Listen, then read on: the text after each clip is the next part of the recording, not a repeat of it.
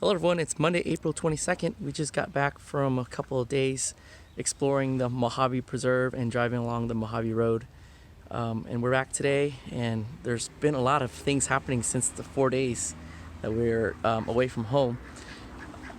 If you have noticed, along the edges where we grow our plants, there's a lot of shade, and then in the middle there's a lot of sun. We like to keep it open for the kids to be able to run around and play in.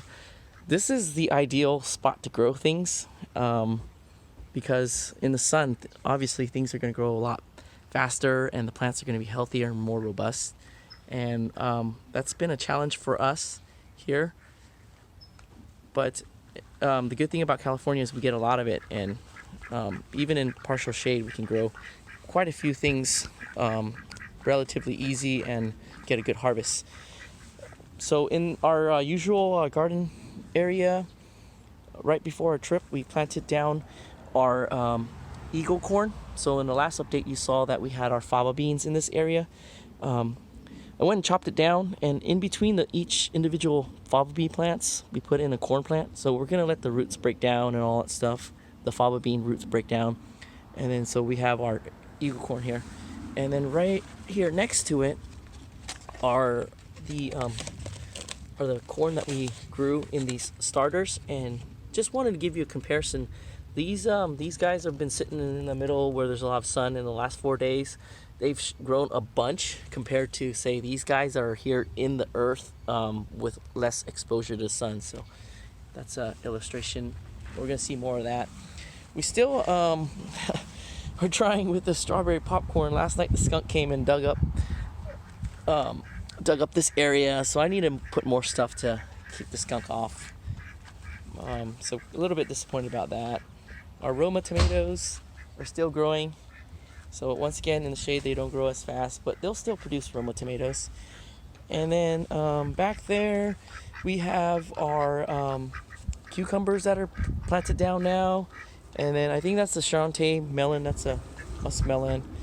And this bed has some of the Peruvian corn. This is the Caillou Chusapai corn. I just stuck it here in the middle of December to see what it would do, and it made one ear and went and hand pollinated the other day. So we'll see how long this guy, or we'll see if this plant will produce a good ear for us.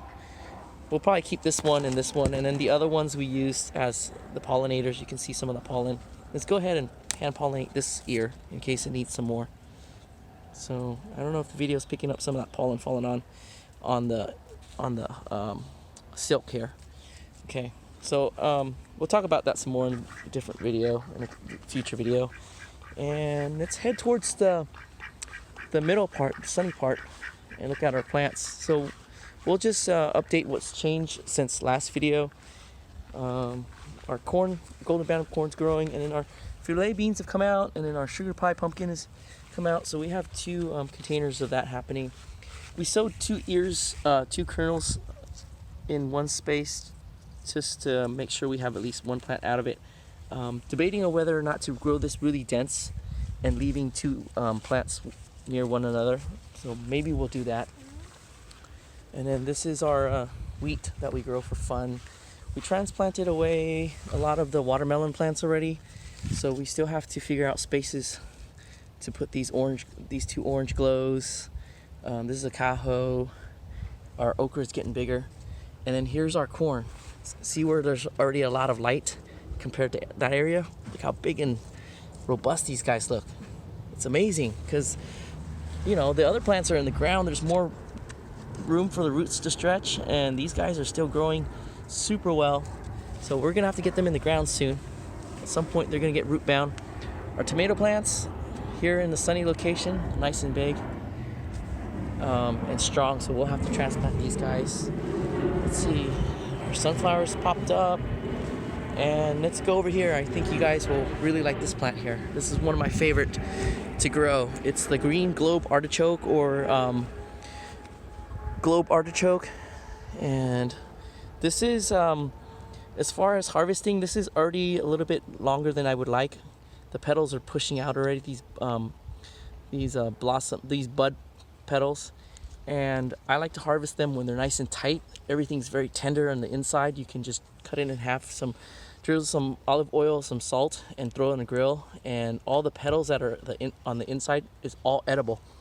Once they get a little bit more mature, these petals will get more fibrous and you can't eat them, but they'll develop some of that soft tender stuff that's at the end, if you're familiar with artichokes, that you can eat. So at this point, this is good for boiling, and of course you can still grill it, but this is also good for boiling. And if you boil, leave the water to drink as a tea, because artichokes are in the thistle family and they're really good for your liver, and your liver is a very important organ. It helps you with regulating toxins, and also if you notice that your skin is getting a little bit weird, that means your liver is probably overworked. So you can help your liver with thistle. You can get milk thistle pills, capsules, but I'm not a doctor. Based on my experience, I believe that's true, that liver is really important, and also artichokes and thistles good for fortifying your liver. Beans, like green beans and most beans, are also great for helping out your liver too. And I just want to talk real quick. We could probably do an entire episode on artichokes, but just want to talk real quick about permaculture and the tenet of observing and interacting with regard to pest control. So we don't have any issues with earwigs or things coming up to eat our artichoke. That's because there were aphids on this plant early on. There was a lot of aphids. It attracted ants, and the ants actually keep other bugs away. So, you know, sometimes we get caught up and say bad bugs are bad, but there are good things. So really important to look at the positives with regards to pests and everything. And we try to put all the bad bugs to work in our garden through the permaculture ideals. So I really glossed that one really quickly, but I wanted to share with you guys some of the ways we keep the pests off without doing a lot of work manually. And then our tomato Cherokee Purple, we're starting to train it on a pole, so we're just doing it little by little. Looks like today we can move this over here now. So just one branch at a time. If you do 2 or 3 at the time, you could snap the end, and that's not fun. And this is our other tomato that we're just gonna let grow a multi-stem. Trying to look around and see if there's anything interesting to show. We have our roses that are in bloom, and then we have this one that's really pretty. This was here on the property in the front yard, and we moved it back here when we changed everything up in the front. Let's see. I think there's something to show over here, but I can't quite see. So we'll probably. Oh, right. So our planter, we're starting to deconstruct it. So our trellis, we've moved over here now, and this is going to help keep the ducks out of this area, because they came in and ate our both our telegraph cucumber seedlings. So we just went and direct sowed a couple of new plants and kept the jars in place to protect them. And this is a sugar baby watermelon, and then these are our oxheart tomatoes. So we're gonna grow them here. The idea is to have the sugar baby grow onto the trellis. Okay, that's gonna be it for today's update.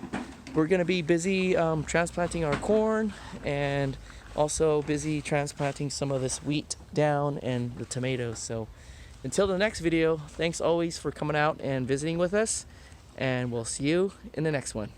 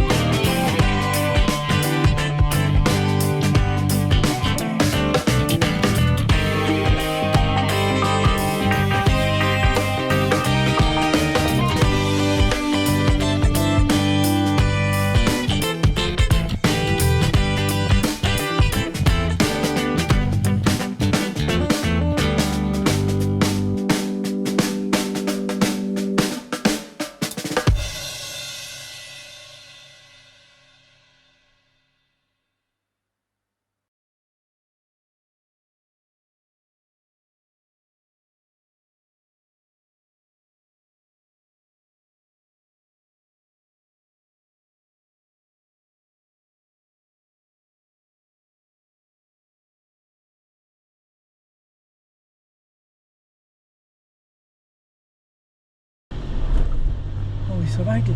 Oi, oi.